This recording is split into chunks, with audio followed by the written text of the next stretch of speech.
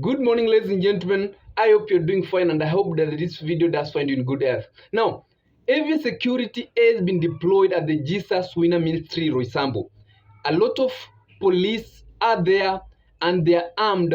And ladies and gentlemen, this follows the Occupy Jesus Winner Ministry, Roysambu hashtag that has been trending over the past week after President Ruto visited the church and donated 20 million shillings to the church. And the youth did raise a lot of concerns about that amount of money. They have been threatening to occupy the church, and today a lot of police have been stationed around the premises of the church and even inside the church, within the church premises, to ensure that security is provided and that there are no chaos that are going to happen at this Jesus Winner Ministry, Roysambu. As you see, those are the photos from Jesus Winner Ministry, Roysambu. A lot of police within the area to ensure that those who will be planning to occupy that church will not do any or will not bring any chaotic moments at the premises of the church. That's the top of story of the day. Remember that this comes amidst the fact that youths have been questioning that huge amount of money President Ruto did donate to that church, saying that there are more serious issues that the president should have considered supporting with a lot of cash. The youths have gone to an extent even of sharing poor infrastructure of schools within the Kenyan society, even questioning that share is not working and the youth unemployment. I think that's what spearheaded their Occupy Jesus Miruna Ministry, Roysambu, where he donated 20 million shillings, which was, according to the church, going to the construction of that church. And ladies and gentlemen, there is second story of the day that there is one of my YouTube supporter who asked me to talk about the numbers of the 2027 coalitions that are starting to being shown up. Ladies and gentlemen, remember that Raila Amolo Odinga has joined with President Ruto, and Kalonzo Musyoka has joined with Rigathi Gachagua as things stands. And if this is going to be the scenario, if Raila Odinga will not turn around at some point and ditch the ODM UDA memorandum of agreement that may lead to a coalition, then the numbers are as this. In 2022 general election, President William Samoei Ruto got about 1 million votes, while Raila Odinga got 6.9 million votes. Now, President Ruto has lost the Mount Kenya region. The Mount Kenya region supported him about, let's say, 50% of the votes he got. That was 3.6 million votes. And then Raila Odinga from the Mount Kenya region got 1 million. That is 800,000, let's say 1 million votes. So President Ruto and Raila Amolo Odinga have lost a total of 4.5 million votes from the Mount Kenya region.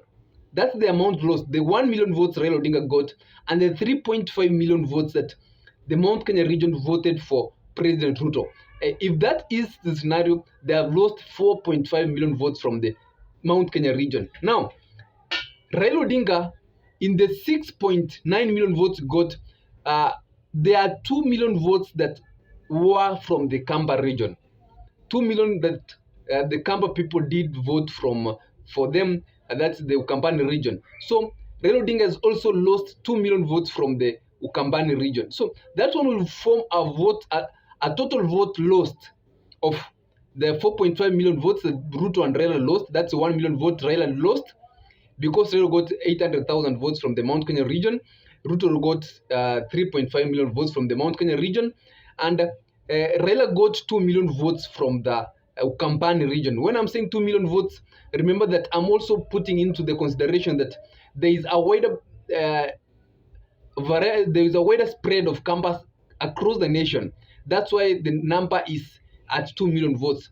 Not the people at the Ukambani region. We are talking about the Kamba across the entire nation, and whether the Kambas are well spread. They're in Nairobi, they're in coast region, they're even in as far as western region. So that's why their number is perceived to be at 2 million votes across the country. So the votes that they have lost is 4.5 million from the Mount Kenya region, 2 million from the Ukambani region. So that one is forming 6.5 million votes, ladies and gentlemen.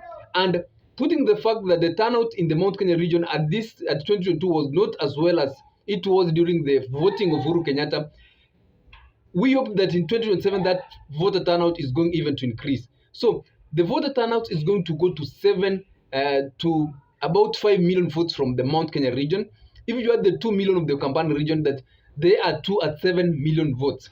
So 7 million votes means that also the other side will remain with 7 million votes.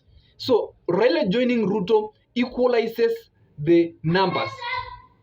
Raila joining President Ruto equalizes the numbers, making these numbers to be at bar. So that's why Western region is up for grab, and it's Western region that is going to determine the outcome of the 2027 general election.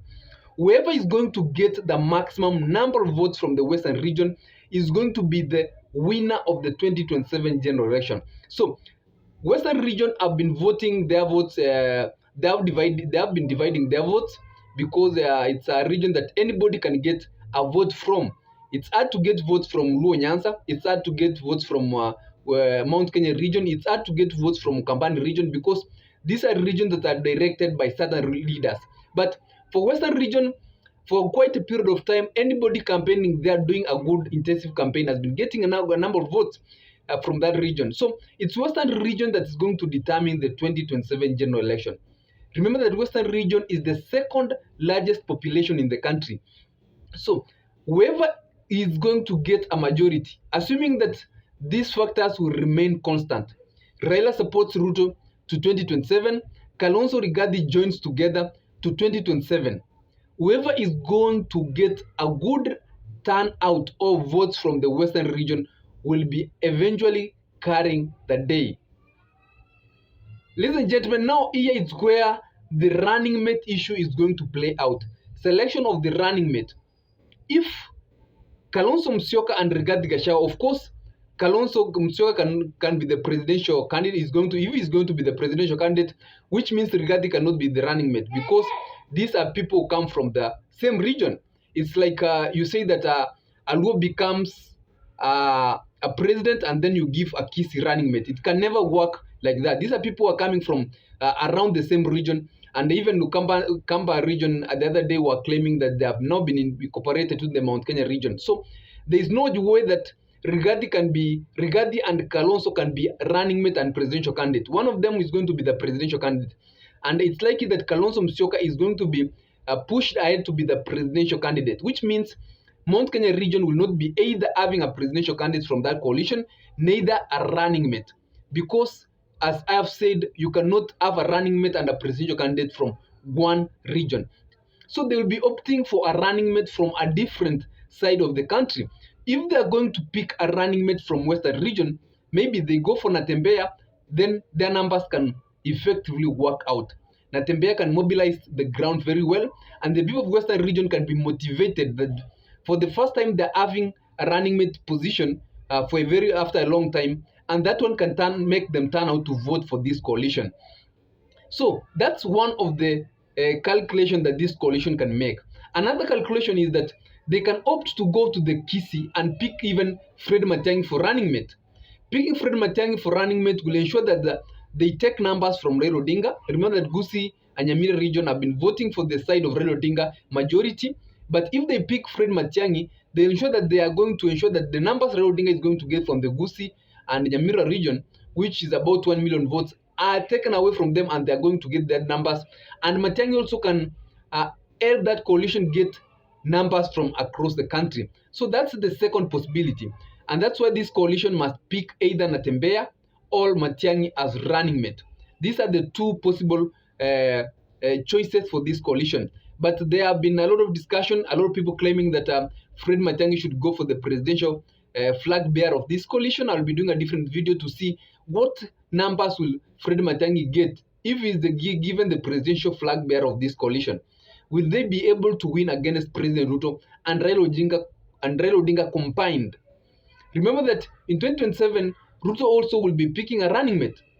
And if the NADCO report should have been implemented by then, it means that President Ruto will be giving the Prime Minister position to Raila Amolo Odinga. Will they still pick a running mate from the Luo Nyanza region? Or will they opt to pick a running mate from Western region? It's also another question on the table. Consideration of a running mate. Will they be going for a running mate from Luo region?